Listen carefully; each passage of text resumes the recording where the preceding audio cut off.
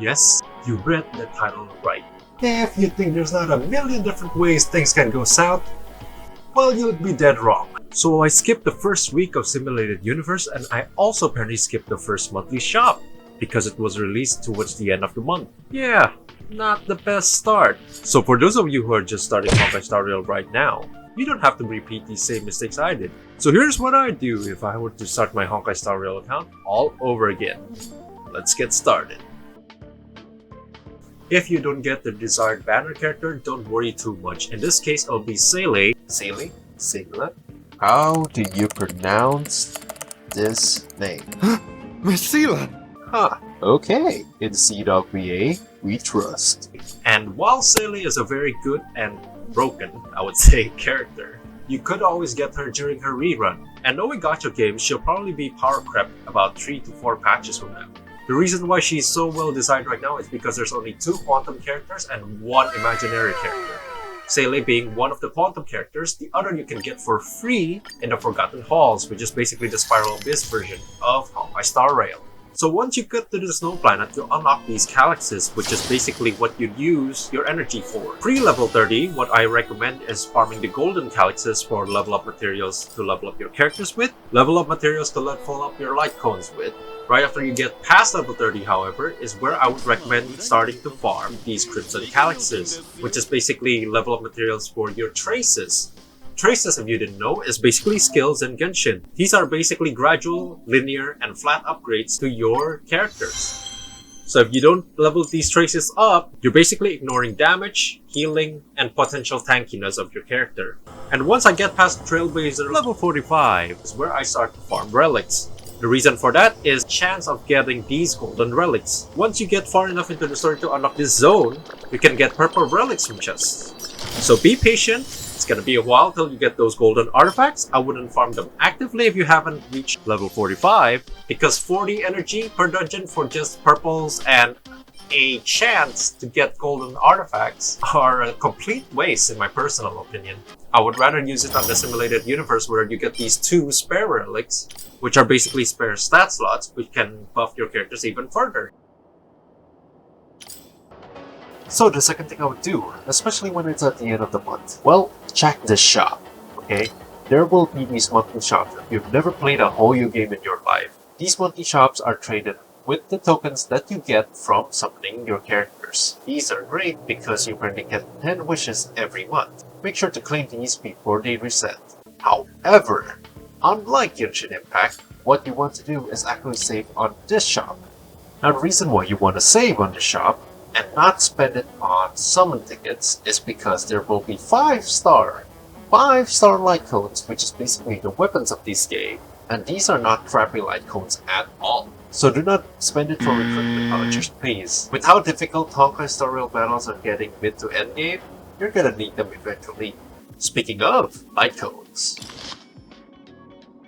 you should level up your light codes. Unlike Genshin Impact, once again, light codes actually give you more than just attack or whatever specific stat it's locked on to. Light codes actually give you base HP, defense, and attack, and there will obviously be the passive effect, which will depend on which path your characters are on. Path is basically class. Obviously, well, these light codes base stats are gonna depend on whether they're 3-star, 4-star, or 5-star light code. By the time you watch this video, it might be a little bit too late for this. But if it's not, when you just start out the game and created your account, you get 20 recruitment vouchers. What I would recommend is do not spend it on the beginner banner like I did. This is pretty much where I started off at the wrong foot. These recruitment vouchers, 20 of them, spend it on the standard banner. Why would you want to do that if you pretty much could get a guaranteed 5-star within 15 summons? Because you might want to reroll. Starting off right can actually help out a lot in the long run. So, what I would recommend you do is reroll. You don't have to get a 5-star. I rerolled on a different server, and this is pretty much what I got.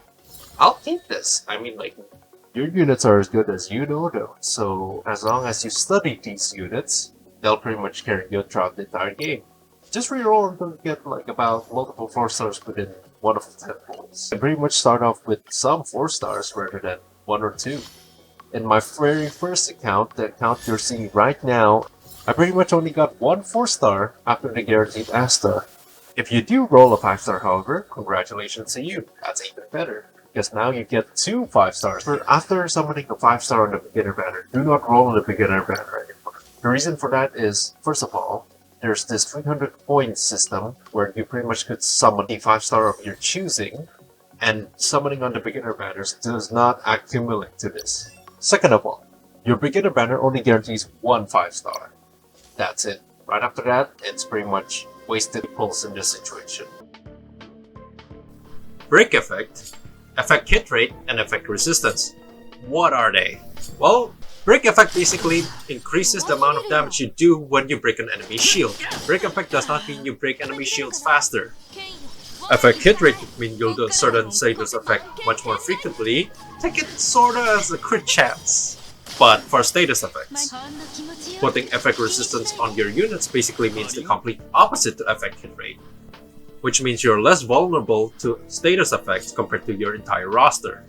I would recommend putting these on healers and such to keep them from being frozen or stunned. If you enjoyed the content so far, it wouldn't hurt to equip this like code, and you can subscribe for more. See what I did there?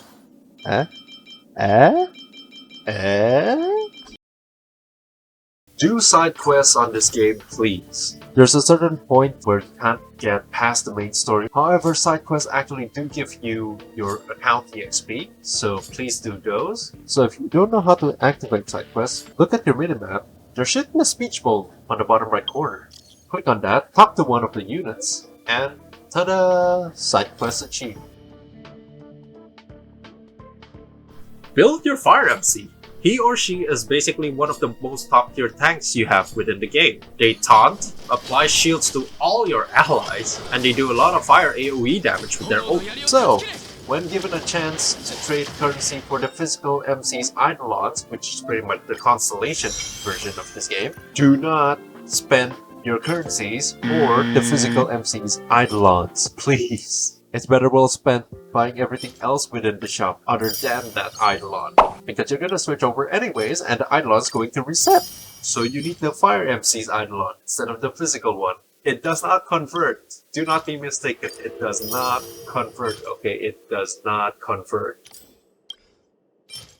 Positioning does matter, so be careful. If you have a taunter, put them at the corner left or corner right, and do not put your healer next to that character. There's a total of 4 slots. Do not put your healers next to the taunters. If you taunt an enemy and it attacks you with an AoE, the one next to you is gonna get hit as well, and you do not want that to be your healer, because if you do not have heals, well, you're basically dead. If there's a pattern between the enemies like this, that means you're about to have multiple rounds, so be prepared to be able to handle multiple rounds in one go. I wouldn't worry too much if there's a chest guarded by an elite enemy. The reason for that is you can always just go back to it right after you get past that certain point in the story. Even if you were to be cut off in the main story at a specific point in the zone, you can always just go back to it later on. Especially when it's guarded by an elite enemy, which is way higher level than your entire roster. You can't just walk up to it and say, "Oh, you're approaching me? Even though you see these big guns and muscles, you're still approaching me?" Your entire roster will be absolutely delated. Trust me. Also, it's not like you can just pick the chest and run away, unfortunately. Yeah, I tried that too. If you do find a formidable foe like this that's not an elite boss, and it's tethered onto another overworld unit, you can just lure one of them away and fight them off one by one, then claim the chest afterwards. This chest guarded by the formidable foes are usually a guaranteed purple gear, so you can collect your purple gear early by doing this instead of farming those domains.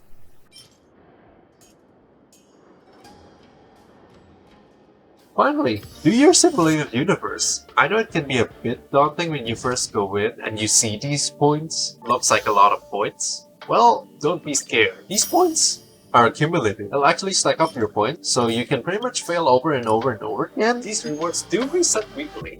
I missed the first week, and I regretted it immediately because look at these rewards right here. One of them, I believe, is a thing to unlock talents, if I'm not mistaken. Now, as to which buffs you should choose, what I would recommend you do is basically explore different paths. If you're not that good at memorizing, like I am, if you see this symbol right here, the more buffs you archive, the more gems you'll get.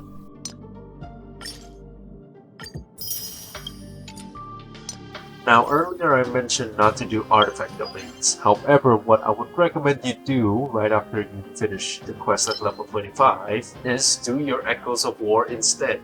What Echoes of War is basically your weekly bosses in Genshin. So you can do these every week, you can get artifacts from it, whether it be 3-star or 4-star when you're first starting out. However, you get 2 to 3 of these. Also, they give you stuff to level up your traces as well. There's currently 2 weekly bosses here under the Echoes of War. However, you see 3 during the weekly limit, right? Well, this is where it differentiates from Genshin. You can actually repeat the same weekly boss. Yes, you heard me right. So if your roster can only do one of them and not the other, just focus on that. Do it 3 times, claim it with resin, and hey! Those are free early 4-star relics for you. I would never recommend leveling up everybody, especially as a free-to-play player. Your resources are limited. It's precious. Your energy is also limited. It's also precious. So do not build everyone.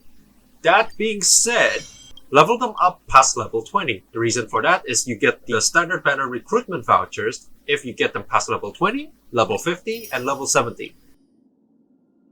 So that's it for this video. I really hope this video didn't make it out too late. I apologize if it's not as fast as the other content creators, but once again, I do have 9 to 5s. So let me know what you guys would like to know in Honkai Star Rail, and I might make more mistakes so that you don't have to. Thank you for watching, and I'll see you next time. Bye!